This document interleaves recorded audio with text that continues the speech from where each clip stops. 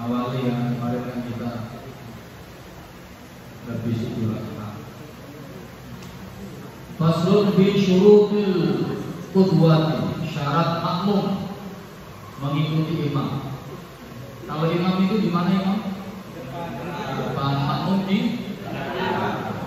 yaitu menerangkan tentang syarat makmum dalam mengikuti imam. Kamu kalau jadi makmum itu syarat-syaratnya imam yang diikuti itu yang seperti apa? Apakah sembarang imam ataukah imam itu ada kriterianya? Syurutil qudwati ahada asyara, yaitu syaratnya makmum dalam mengikuti imam ada 11. Ada 11 itu ganjil atau genep? Ganjil.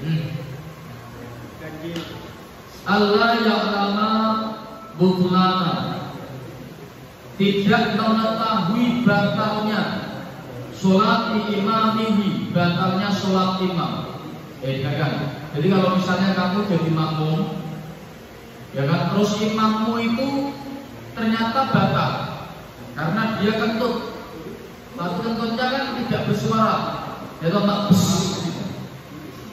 Nah, kamu tidak tahu kalau imammu itu kentut atau dia batal. Padahal imam itu tahu kalau dia kentut, tapi karena dia malu gengsi kalau balik kanan, akhirnya sholatnya diteruskan sampai salam. Ya, kira-kira sholatmu batal nggak? Batal nggak?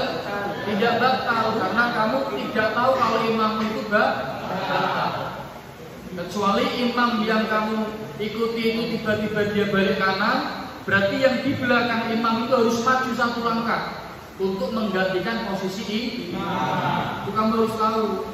Ya, kalau kamu sholat di belakang imam, ya kalau misalnya Pak Juhar lagi imami, sing ning mburiku persis sapa, tiba-tiba aku kentut berketek ngono, karena aku batal balik kanan, yang di belakangku persis maju 1 langkah untuk meneruskan menjadi imam. Jadi orang sholatnya dibubarkan tuh enggak. Karena aku batal sholatnya bubar. Atau bihadatin au ghairihi, sebab hadas atau apa, udzur yang lain, dia nggak tahu makmumnya, ya nggak apa-apa. Selama makmum itu tidak tahu makmum sah, makmumnya sah. Kemudian yang kedua, wa alla ya'taqida, dan imam dan makmum tidak meyakini bahwa imam wujubu qadha'iha alaihi, tidak meyakini bahwa imam wajib mengqadha sholatnya tersebut. Tidak apa-apa kalau kamu tidak meyakini ada ketidakabsahan, ada ketidakafdalan sehingga imam itu kamu yakini tidak wajib untuk tidak wajib untuk mengqadha. Nah, maka kamu sholatnya tetap sah. Karena kamu tidak meyakini, kamu mantep. Ya. Kemudian yang ketiga, wa alla yakuna makmuman, seorang imam tidak menjadi makmum. Kalau imam ya di depan, ya kan. Terus imam itu niatnya ya imamah. Jangan sampai kamu nanti kalau jadi imam dengan segala. Kalau jadi imam niatnya usolli fardhul maghribi salat raka'atin mustaqbilal qiblat ada imam lillahi ta'ala. Kamu kalau jadi imam jangan makmuman, ya kan? Jangan sampai lupa diingat-ingat. Imam niatnya harus di imam, dan seorang imam tidak menjadi makmum, tidak malah yang makmumnya itu berdiri duluan baru imamnya, sujud duluan baru imamnya, nggak boleh. Kemudian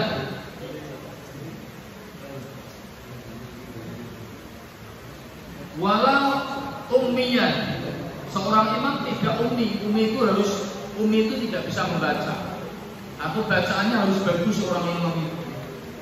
Ya, dari kalian antara kalian yang laki-laki atau yang cewek-cewek yang perempuan, yang paling bagus bacanya siapa? Berarti dia yang berhak menjadi imam. Kok bagus semua ya gantian tidak apa-apa. Ya, makanya kamu belajar membaca Fatihah yang baik dan benar sesuai dengan makhorijul huruf. Nanti biar bisa jadi imam.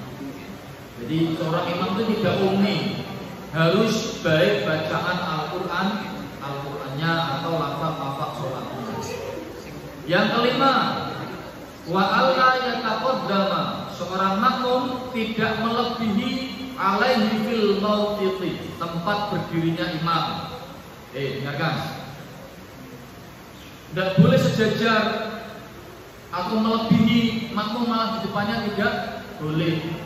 Harus berada di belakang mata kaki. Ya, ingat-ingat ya. Tidak boleh sejajar atau melebihi, tidak boleh. Makmum harus berada di belakang atau paling tidak di belakangnya mata kaki. Yang keenam, wa ayya'lama, harus mengetahui wa ayya'laman tiqalati imamihi, harus mengetahui gerak-gerik perpindahan perbuatan sholat imam. Dengarkan. Imamnya di sini, kamu makmumnya dari dalam kelas. Kira-kira kamu lihat pergerakan imam enggak? Berarti sholatnya tidak, sholat jamaahnya tidak sah karena harus tahu pergerakan imam. Atau misalnya sholat jamaah di sini, kamu nih asrama, di asrama sana usolli fardhu maghrib talata aku mustaqbil kiblat aja kamu makmum malillahi ta'ala makmumnya kok aula kono. Yang kamu andalkan adalah suara speaker, ya kan? Ya harus melihat, tahu berarti. Kecuali sholat berjamaah seperti sholat Jumat misalnya, pesertanya makmumnya banyak, tidak apa-apa sampai teras-teras itu tidak apa-apa. Karena tahu pergerakan imam. Kalau kamu sendiri limburi kono, gak ngerti pergerakan imam, ya itu bukan sholat jamaah namanya. Ya, kemudian yang ketujuh, wa ayat tabi'an fi masjidi, berada di dalam satu masjid atau satu tempat, ya, atau aufi salatin mi'atin, 300 diroin takriban, diro atau hasta. Satu hasta sama dengan berapa? Satu hasta itu sama dengan berapa? 45,72 cm atau 46 cm kurang lebih. Itu setara dengan 0 atau setengah meter lah, 0,4 sekian setengah meter. Berarti kalau 300 hasta itu 137 meter sholat jamaah itu dalam jarak maksimal 137,16 meter. Tapi kalau sholat jamaah nggak apa-apa, banyak gitu.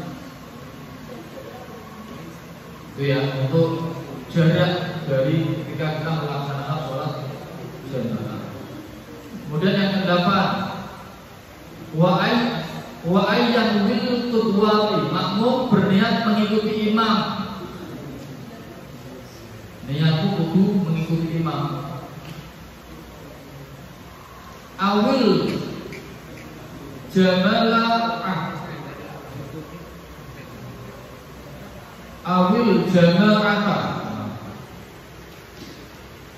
dan niatnya adalah berjamaah. Makmum berniat mengikuti imam atau niat jamaah. Ya kalau kamu makmuman otomatis niatnya aja. Awil jama'ah, dengan niat jamaah. Kemudian yang ke-9, wa ayyatawafaqo, sholat imam dan makmum natmu sholatihah, harus sama cara dan kaifiyahnya. Yang tahu kaifiyah siapa? Kaifiyah itu apa? Ayo perempuan, kaifiyah apa kaifiyah? Kaifiyah itu metode gerakannya itu harus sama, ya tidak boleh berbeda. Dan yang ke-10, wa alla yukhalifahu, makmum tidak menyalahi imam fi sunnatin, dalam perbuatan sunnah. Bangsatil mukhalafati, yang sangat berlainan dan berbeda sekali. Contoh misalnya ada orang NU dan Muhammadiyah. Sholat subuhnya orang NU kan pakai kunut. Sholat subuhnya orang Muhammadiyah tidak pakai kunut. Kalau yang jadi imam orang Muhammadiyah, ketika setelah rukuk itu kan dia tidak kunut, langsung sujud. Nah, apa yang harus dilakukan orang NU ketika berimam kepada orang Muhammadiyah? Maka dia harus ikut. Kalau dia kunut, ya, imamnya wis rampung, kamu masih kunut, ya no? Tuh. Kemudian setelah itu, misalnya kamu punya keyakinan lain setelah imamnya salam kanan kiri, NU sujud sahwi tidak apa-apa. Yang penting kamu tidak menyalahi imam terlalu berlebihan. Itu ya, karena kunut itu sunnah. Yang ke-11, wa ayyuka bi'ati, makmum harus mengikuti perbuatan imam. Kalau ini jelas, ya, makmum harus mengikuti perbuatan imam. Kalau imam rukuk, ya makmum harus rukuk. Imam sujud, makmum harus sujud. Paham? Ada pertanyaan? Yang mau tanya siapa? Silakan.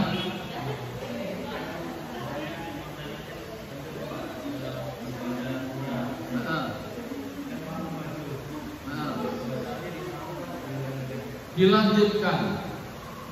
Kalau misalnya gini, misalnya sedang membaca Fatihah, saat a'udzu billahi bismillahirrahmanirrahim alhamdulillahirabbil alamin arrahmanirrahim maliki yaumiddin, ngentut tok, ya kan?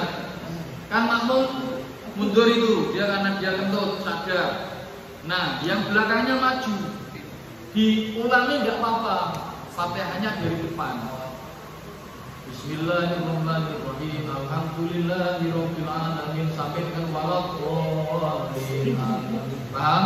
Kalau sudah waladhdallin amin, kok dia kentut imamnya, dia mundur. Belakangnya imam maju, tidak usah beleni dari Fatihah lagi, langsung melanjutkan surat-surat pendek. Paham? Tapi kalau di tengah-tengah surat kentut dia mundur, ya baiknya diulangi dari bismillah. Misalnya dia baca surat Al-Duha wal duha wal laili idza saja wa ta'aqarabuka wa maqala, itu ngentut, dia mundur. Di belakangnya makmum, imam kan maju. Kalau hafal surat Al-Duha, baca ulangi surat Al-Duha. Kalau tidak hafal, berarti ulangi surat yang dia hafal. Paham? Ada lagi? Itu yang bilang apa? Kesenangan apa kamu? Lagi baru final yang ada lagi cukup? Cukup kita akhiri dengan membaca Fatihah bersama-sama.